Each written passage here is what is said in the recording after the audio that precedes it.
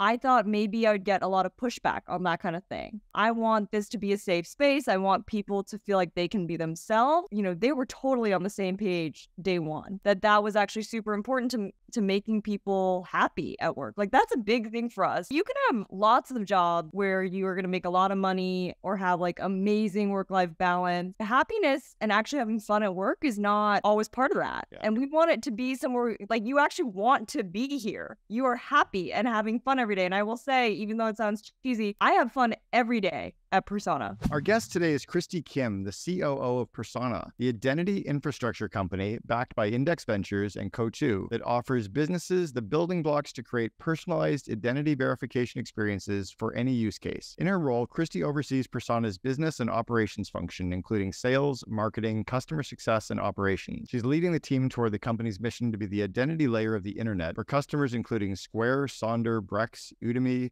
Gusto, BlockFi, Coursera, and AngelList. Previously, Christie was at LinkedIn, where she was the head of business development for LinkedIn Learning Solutions. So, Christie, welcome to the Second in Command podcast. Thank you. Thank you so much for having me. You've got a pretty cool bio, pretty cool base of experience. I want to talk about LinkedIn a little bit. I want to find a little bit about Persona. I think I'm like member number 200,000 or something on LinkedIn, which was early, but still feels so late because my co-author for my book, Free PR, was member number 7,000. I'm like, how did you know about it? Like, were you at like a dinner party with a couple of tech geeks? What was it like at LinkedIn? LinkedIn is such a lovely place to work, honestly. They are so in touch with just the talent industry, which has, become so different in the past 10 to 15 years, where people really see talent as a competitive advantage and a really core part of building a business. I think as an employee there, it was really great. Like, they are really in touch with just how to think about engaging talent and retaining talent. It is such a great mission also to really be giving everyone economic opportunity. I'll be honest though, LinkedIn was so big when I got there. I mean, it was 15,000 employees. I got there right after the Microsoft acquisition. My boss there had been one of the first 100 people at LinkedIn. That really inspired me in terms of like, I went to Persona afterwards. I thought he would talk about what it was like when LinkedIn was totally a startup. And that really spoke to me and made me think I really want to be part of that building phase, like really early when it's just chaotic.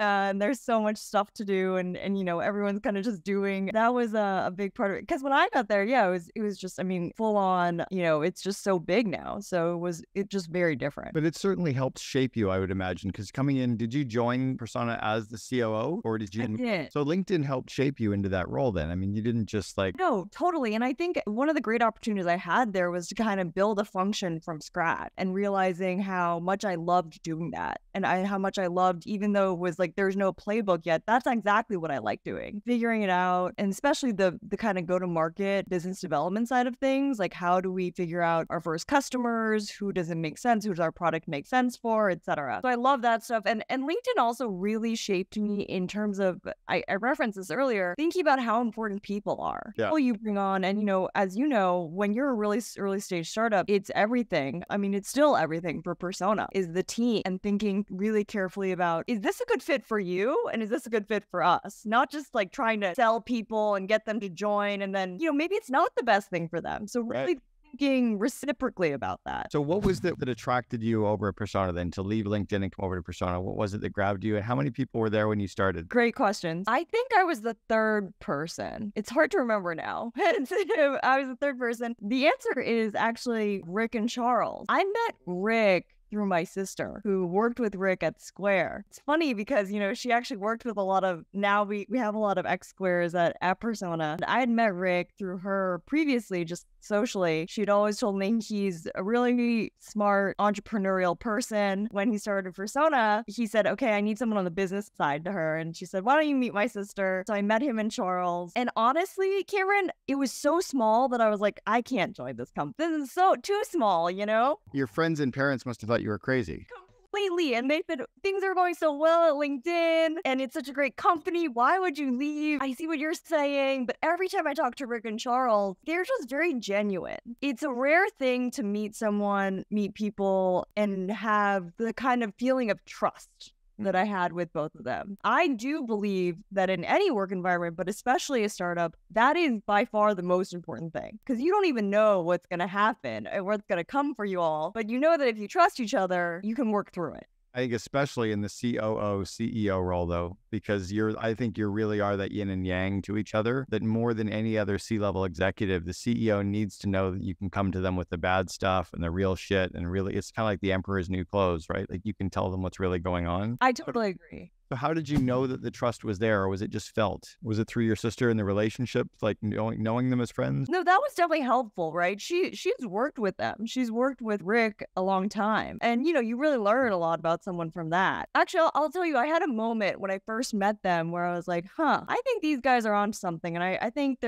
we're in the same kind of value zone, which is that Rick and Charles are both by training engineers, and they're very good engineers. One of the first things they said to me when we first met was like, even though this is a technical product and even though we're engineers, in order to succeed needs an amazing, stellar team. And that team has to be on the sales side. It needs to be marketing, customer success, engineers, design. But the way that they thought, from day one, they were like, we need an amazing team. They were not like, we're going to do it because we're such brilliant engineers. And then like, everyone else is kind of an afterthought. They were so focused on the team from day one. And that made me think, okay, you guys, that's what I think too. So I felt like, wow. Yeah, I mean, even though honestly they did so much of the building early on, they really never ever thought, this company is going to succeed because of engineering or because of the product. It has to be an all-star team across the board.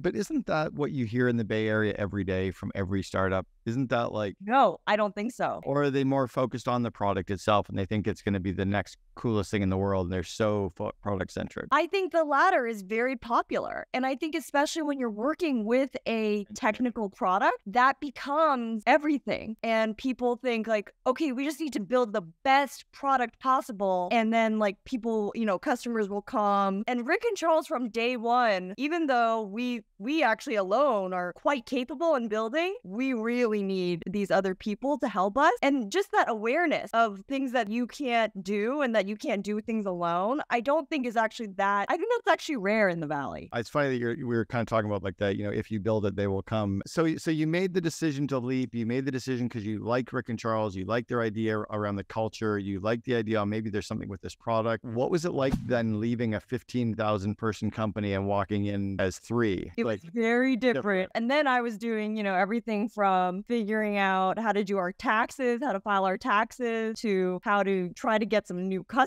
any customers. We didn't have any customers at that time. Trying to write up some policies around just like employee benefits, like everything. It was so many things, but that is actually what I wanted because I really felt from day one, I'm learning so many things, so many different things. And that's how I learn. I learned by doing that. It was really fun to be able to, like do an office search, as well as go through an outbound, like 100 messages to try to see if we can get some discovery calls on the product side. So how did they know that you weren't going to be too corporate? How long were you at LinkedIn? That's a very good question. I was only at LinkedIn a couple of years. And actually before LinkedIn, I was at Coursera. I mean, it's still much bigger than Persona, but I joined Coursera when it was like 70 people. So that's still an entrepreneurial environment. So you weren't completely a corporate Salesforce to Infusionsoft or wherever you were. Right. So they did see some of that. What did you have to unlearn from LinkedIn? As great as it was and not skill of the company, what did you have to unlearn or let go of that was more corporate and adapt to be more entrepreneurial? Well, I realized quickly, there are a lot of things that are not glamorous about the early days of a startup. That is everyone's job at the startup, like anything that needs doing, anything that will unblock us and let us keep moving forward, we just got to do. At LinkedIn, I realized in retrospect, there was someone that did everything, like down to the slides that we use, internal meetings. I remember I was making like our first pitch deck and I was like trying to find like higher quality logo images or, like the slides at the end that was like for free with unpaid ones too. You got to get through them. the ones with the watermark, Yeah. and I'm so frustrated. Yeah. And then Rick was kind of like, the fonts aren't consistent. And I was like, oh man, like someone did this for us at LinkedIn. Yeah, I think just learning that, like your job is now everything we need to do to go. I just got off a call with about 10 COOs from all over the world, and we were just chatting on something. And I said that when I do job postings now, where I have the list of responsibilities, the number one responsibility above the others is always and other duties. And then there's the real ones. It's not on the list. It's your job, man. Like I would do it too. I would do it too, right? But yeah, I want it really, really clear that in an entrepreneurial environment, it's like, yeah, let's all grab this and run versus having to teach. So you were already that DNA. Yeah, and I will say that is another thing I learned quickly about Rick and Charles, and that's why it was easy for us to get started, is we all had that spirit. And really, like, people who joined Persona early were really different.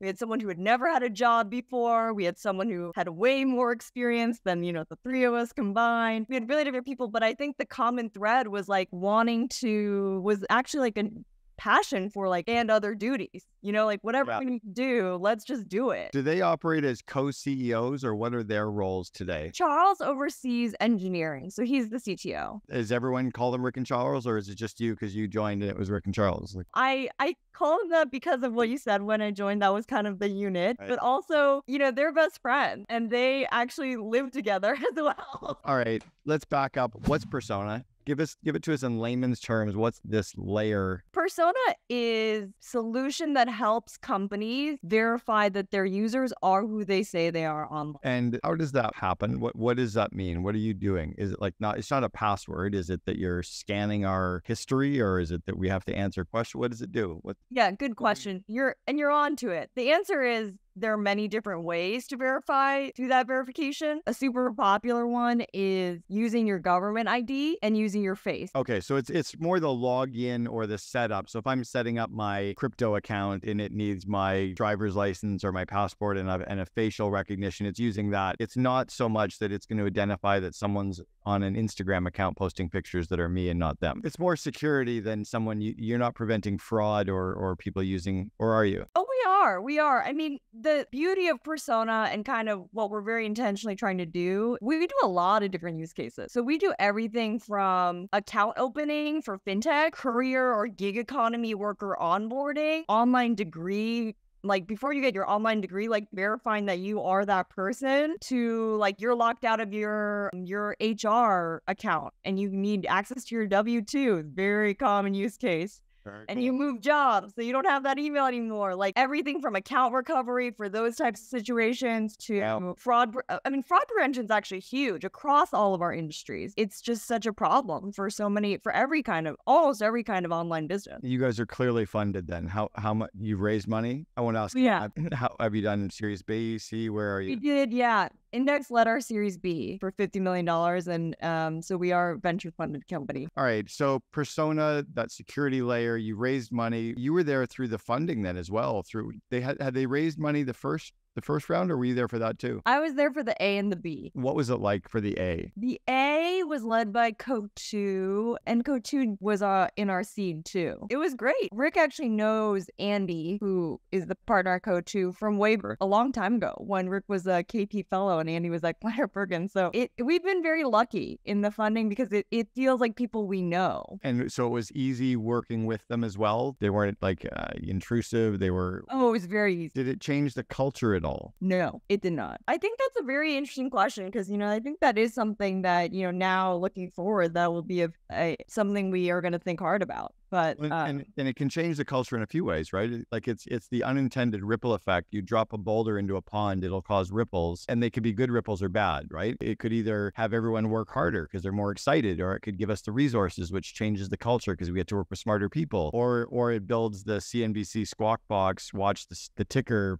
culture, which is toxic, right? Right. I mean, I was just going to say one thing I think we've emphasized too, we call them nerds, our employees, nerds about identity. One thing we've really emphasized is the funding is great and it is necessary to achieve our vision, but don't get it twisted that is how we should be measuring ourselves. Because as you were saying, like, I think you can get caught up in it. And especially being in Silicon Valley, you can really get caught up in it. And at the end of the day, it's like, are we building a great product? Are our customers successful with with us? Does it add value to them? That's what we need to be focused on versus like any of the venture stuff, even though it is, important. Are you focusing on making money as a company? Are you focusing on, profitable? Well, we're focused definitely on revenue growth and customer usage of the platform. But no, we're an early stage, VC company at this point. Which is interesting. It's interesting because there's this line to, in business, you learn about the P&L and it's about driving to the bottom line. And it's like, no, that's not what we do. And I get it. It's not a cavalier 1998.com approach. It's just that you have to use that money to grow as fast as possible and take over the market before anybody else does. And as long as you understand the lifetime value, do you have an eye to profitability? Is it something that you're looking at 5 years out, or is it even discussed? Honestly, we haven't really discussed that because we're so focused on the product and the customers right now and making sure, and especially at a product-led company, it's, as you said, it's a little bit of a later stage, I think, topic and kind of puzzle. Have you seen the TV show The Vow about the cult Nexium? Yes, I have seen that. So I'm friends with Sarah Edmondson, who is one of the central figures. She's the female from Vancouver that was the big recruiter. It was her and her husband Nippy that basically broke the whole cult. So she and I are friends here in Vancouver, and I was talking to her about her she has a podcast with her husband called It's a Bit Culty. And I was saying that kind of we were back channeling talking, and I said, when does a company go too far with its culture? And I don't think you're there, but I always worried at 1-800-GOT-JUNK, we were such a cult, or Google is such a cult. Like, at what point do we go too far that we're manipulating employees? Or at what point are we like working them so hard that we forget that they're actually humans with lives, with kids, with families, that, that stuff does matter. Do you talk about that stuff at all? Oh, absolutely. What we always or often talk about when we're talking to candidates before they join and after is there's your life and there's your work. Personas work, and everyone has and should have a life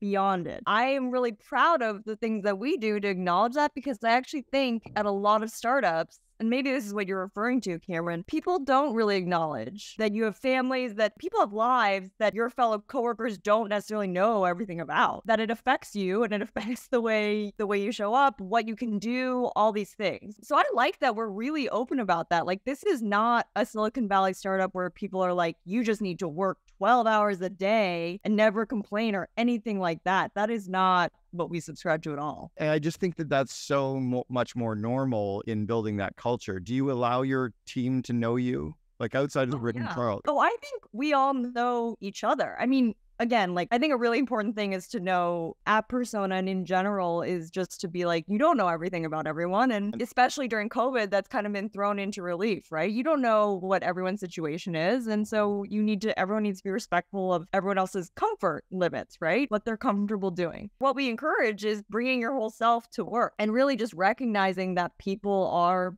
people, that it is one of the first things we did, actually, even though we were only like 6 people, is we agreed that parental leave would be 16 weeks, which people were like, that's crazy for a startup. And we were like, that is the bare minimum that we should be doing. I remember it because one of our first engineers, they were expecting a baby and he was really stressed. And I could tell that he was thinking like, am I going to get in trouble because I want to be with my family and the baby? And that's why we put this policy. We made it all formal and said like, no, this is absolutely what you should be doing. And if you want to take more time, like everyone, I think we definitely try. And, I'm sure we could do better. That's a huge, huge, huge step, though, that most companies it doesn't even come up in their discussion, let alone the first person you did it for was a male, which is even more progressive, right? Like I almost said, how can you need to go 16 weeks? But to do that, that's really strong. That's another reason I kind of knew I found my people with Rick and Charles when I was talking to them for, a long time before I actually joined, was that I thought maybe I would get a lot of pushback on that kind of thing. I want this to be a safe space. I want people to feel like they can be themselves. They were totally on the same page day one, that was actually super important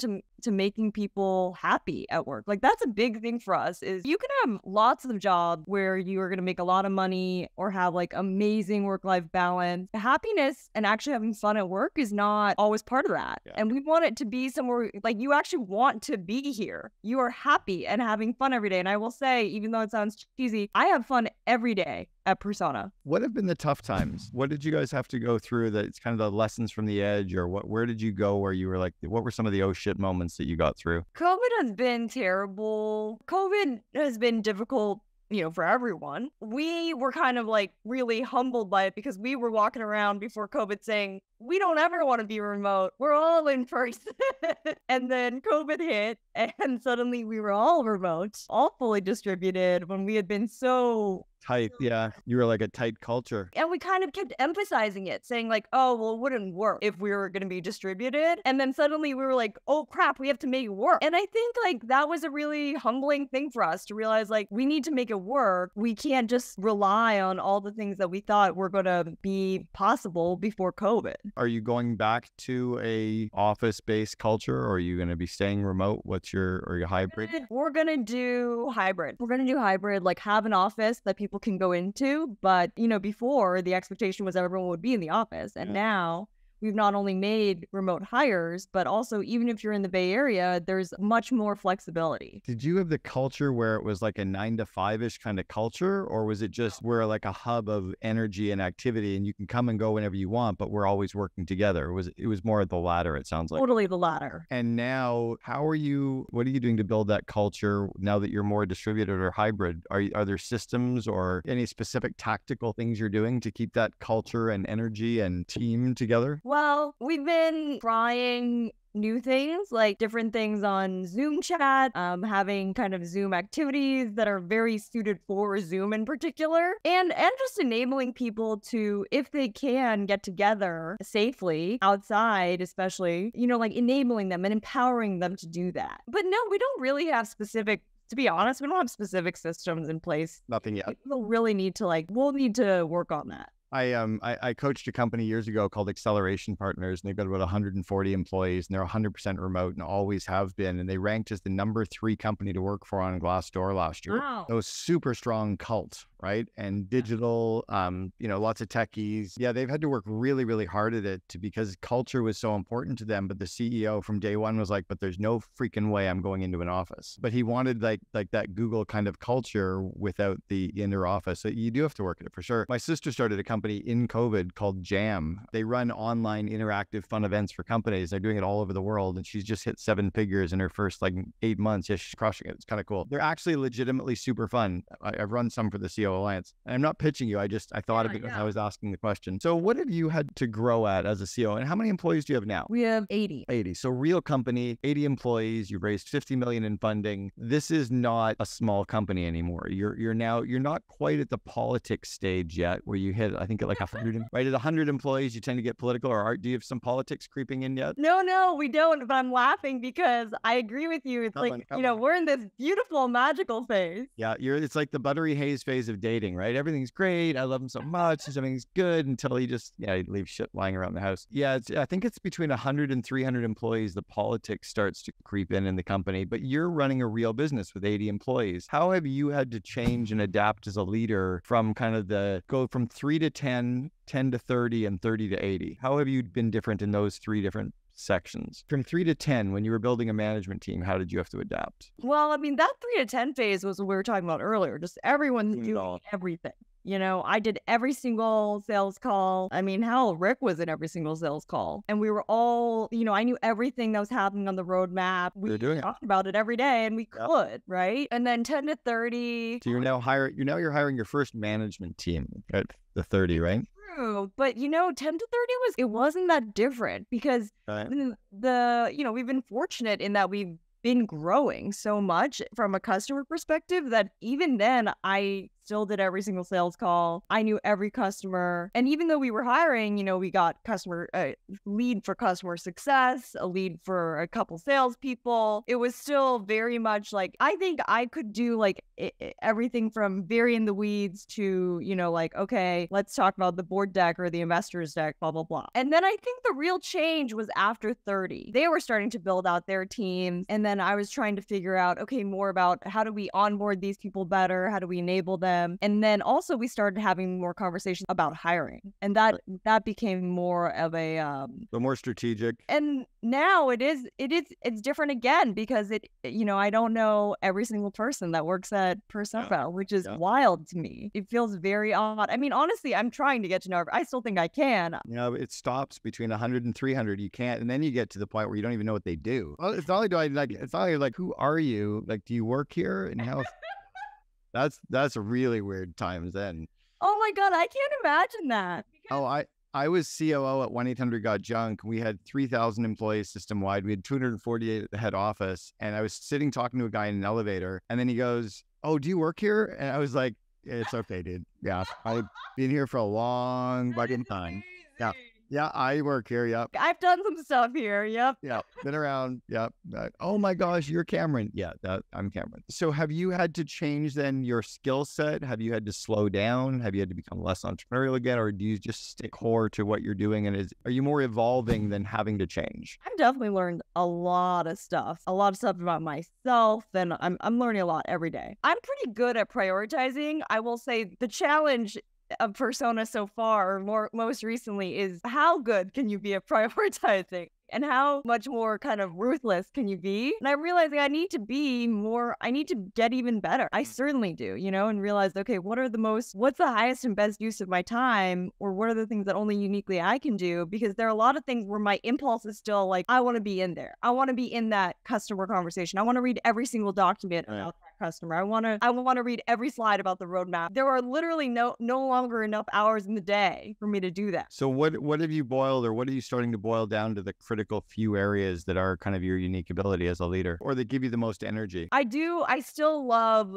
scouting for people, for new personas. I love it. I've loved it since day one. I still love it. Certainly something that there's a whole team now behind talent and recruiting, and they're amazing. And so it's certainly not just me, but I still love that because I feel like I can really back up what I say about the company. I'm not selling things that I don't really feel or believe, or I'm like, oh, is that true? It's kind of like a salesperson who has a really good product. I think you also have a very innate understanding of the needs of the company as well, and you can see it. Like, the opportunity, or the person when you see it, because you're so clear on, I feel like you're very, very clear on the company, and you can see the round peg when you need it. I agree. I think that is actually something I really enjoy, and something I do feel like I can bring to the company because I've been here, and because I just get so much energy from that. And that is seriously still the best part of my job, for sure, is just figuring out, hey, okay, what do we need? Could that person be good for it? What are their strengths?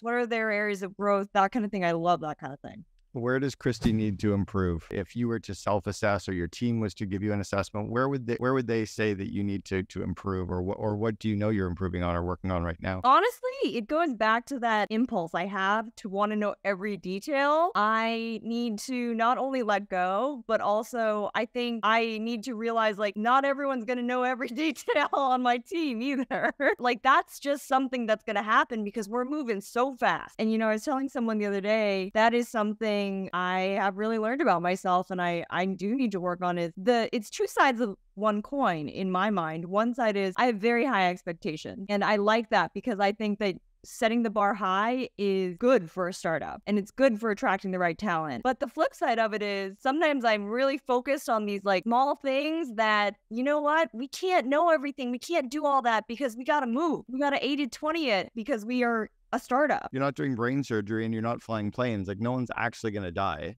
Exactly. But part of me is like, and it's kind of like that big company part of me. I also started out in finance. No, but you're also a straight A student. Like, you're a very smart. You were a straight A student, right? I was. All right. I want to go back to the 22-year-old Christie Kim. She's just finishing college. She's getting ready to start on her career. What advice would you give Christie at 22 that you know to be true, but you wish you knew it earlier? I know this one. Following me. I say this all the time. I have a little sister, so I keep always. I'm sure I'm an annoying broken record to her. What I would tell young Christie is careers are not linear. And I really thought that when I was young, like when I was fresh. I thought, okay, I got to do this, and then that, and then that, and then that, and then I'll get to here. Of course. Yeah. And it is just so not that way. Yeah. And you will drive yourself insane if you try to make it that way. Yeah. If you try to figure out that path in advance, you can't. Someone I recently had on the show said that they feel like it's all about picking something, working as hard as possible, and putting all your energy into it. And then when the next thing comes, doing the same there. But the path, you can see the path backwards, but not in advance. Yeah, exactly. And I would also tell young Christie, it's so easy to be caught up in like title and kind of level and reporting structure and all those things. And Persona's been really hit this home for me. It doesn't really matter. Like, it doesn't matter as much as you think it does. As in, it sounds really cheesy, but if you optimize for those things in your career and job, probably not going to make you happy. And like at this point, I really think, I think when I was not 22, but I think after my first kind of operating role, I was like, I really want this title and I want to report to this person. What I realize now is like, you don't have to report to XYZ person to be like doing really good work and to be happy. Right. You can do that in any role. Yeah. And now I kind of see people and I'm like, you know what? I would report to them. There's this flexibility I have now in my mind of just like, doesn't have to be, don't prioritize that. Like sometimes it would just make sense for you to not report to.